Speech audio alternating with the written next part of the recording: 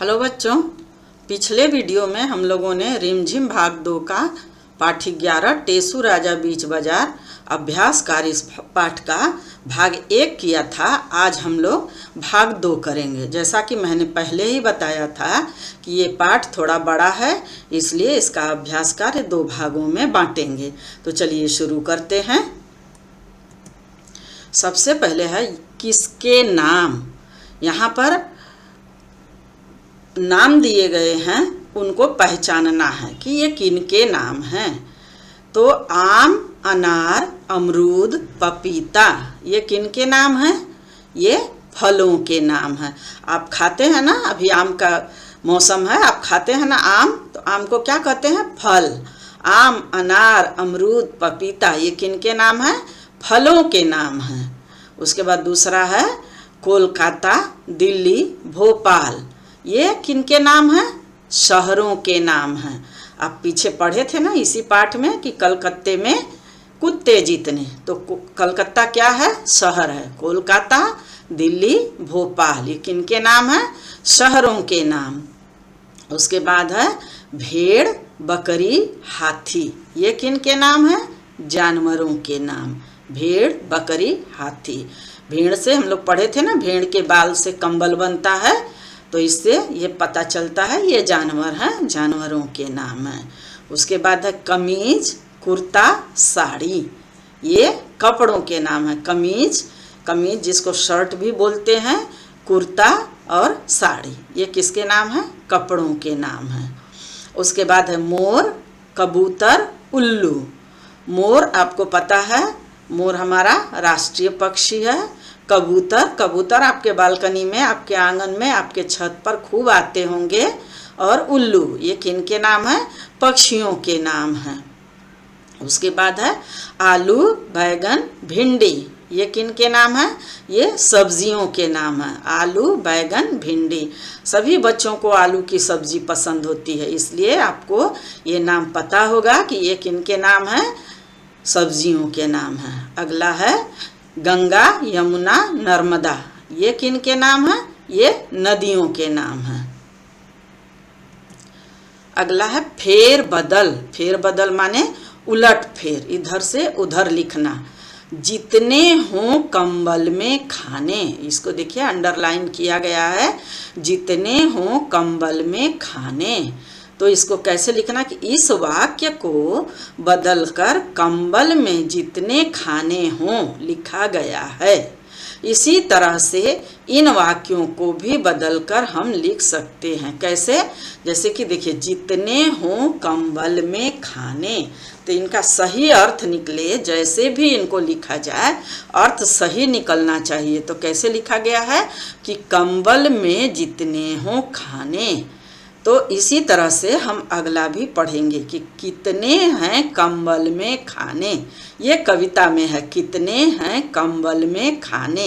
तो इसको हम बदल करके इसको लिख सकते हैं, उलट फेर लिखा है ना, इसको हम उलट करके लिख सकते हैं कि कंबल में कितने खाने हैं। देखिए ये चिन्ह जो लगा है, ये प्रश्नवाचक चिन्ह है, क्वेश्चन मार्क।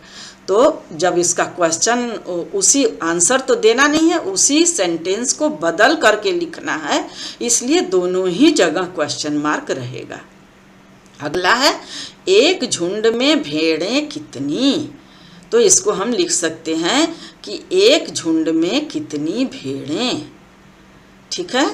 फिर है टेसू राजा कहें पुकार, लाओ मुझको दे दो चार। तो इसको हम लिख सकते हैं कि टेसू राजा पुकार कर कह रहे हैं, लाओ मुझको भी 4 दे दो। अगला है फूलों से बनाओ होली के रंग। तो इसको हम कैसे उलट करके लिख सकते हैं? फूलों से होली के रंग बनाओ। ये पहला सेंटेंस जो है वो भी सही है और दूसरा भी सही है। तो पहला जो लिखा गया है वो किताब में जिस तरह से लिखा गया है वो है, और दूसरा हम लोग अपने मन से लिख रहे हैं। सेंटेंस सही है, इसका अर्थ सही निकलना चाहिए। अगला देखते हैं, अगला अभ्यास कार्य क्या है। अगला है नुक्ता वाले शब्द। मैंने पहले भी आपको कई बार बताया है कि जिस शब्द के नीचे बिंदी होती है उसको नुक्ता कहते हैं और उनका बोलने का तरीका भी बदल जाता है। जैसे पहला शब्द है बाजार, अगर ज के नीचे बिंदी नहीं होती तो उसको पढ़ते बाजार ज, लेकिन ज के नीचे बिंदी है तो इसको पढ़ेंगे जार, तो क्या हो गया बाजार। उसके बाद है हजार, फिर जमीन, जिद, रजा। उसके बाद है फर्क, ऐसे फ के नीचे बिंदी नहीं होता तो कहते फर्क फ, लेकिन उसके नीचे बिंदी है तो इसको पढ़ेंगे फर्क। उसके बाद है आवाज, फौज, दरवाजे, तरफ, साफ, ज्यादा, चीज़ों, सफ़ेद, तारीफ, काफ़ी। आप ऐसे ही बोलने का प्रैक्टिस करिएगा, अभ्यास करिएगा। चलिए आगे देखते हैं। आगे देखिए शब्दार्थ। मैं जब रीडिंग कर रही थी पाठ का तभी आपको शब्दार्थ बताई थी। शब्दार्थ माने शब्दों के अर्थ, लेकिन यहाँ अभ्यास में भी मैं इसको बताई हूँ, शब्दार्थ लिखी हूँ। इसको आप लोग अच्छी तरह से पढ़िएगा, याद करिएगा। देखिए उत्सव, उत्सव आधा त और स, इसको कहते हैं संयुक्ताक्षर शब्द। ये दोनों मिल करके उत्सव, उत्सव का मतलब है त्योहार या पर्व। यहाँ देखिए त और स मिलके उत्सव संयुक्ताक्षर, यहाँ देखिए त और य, आधा त और य, तो ये हो गया है त्योहार या पर्व। उसके बाद है टोली, था ना कि बच्चों की टोली जाती है, तो टोली का मतलब है समूह, जिसको ग्रुप बोलते हैं। द्वार, ये भी संयुक्ताक्षर है, द के नीचे हलंत लगा हुआ है, इसको आधा द पढ़ते हैं। द्वार, द्वार का है दरवाजा। उसके बाद आकृति, देखिए र कई तरीके से लिखा जाता है, इसमें नीचे र बनाया गया है, क में नीचे, इसको पढ़ेंगे आकृति, ऋषि वाला र, आकृति। आकृति का मीनिंग होगा बनावट, आकृति मतलब बनावट।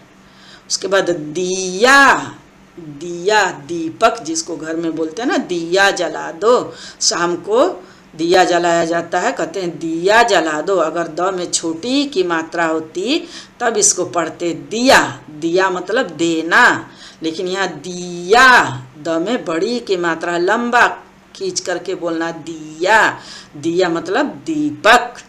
उसके बाद है फौज, फौज मतलब सेना, कहते हैं ना कि फौज के लोग आए थे, फौजी हैं, ये फौजी हैं। ट्रेन में आप बैठेंगे तो उनका एक बोगी ही होता है जिसमें फौजी बैठते हैं, फौज बैठते हैं, सेना बैठती है। पीहर, ये जब आपको पढ़ा रहे थे लेसन तब भी बताए थे, पीहर माने मायका, मायके, माँ का घर। लत्ते, लत्ते मतलब कपड़े। बच्चे ये पाठ खत्म हो गया, बहुत अच्छी तरह से पाठ में समझाया गया है। उम्मीद है आप सारा वीडियो बहुत ध्यान से देखेंगे और पाठ को अच्छी तरह समझेंगे। इसको लिखिएगा, याद करिएगा। तब तक के लिए बहुत बहुत धन्यवाद। अब हम लोग अगले पाठ में मिलेंगे।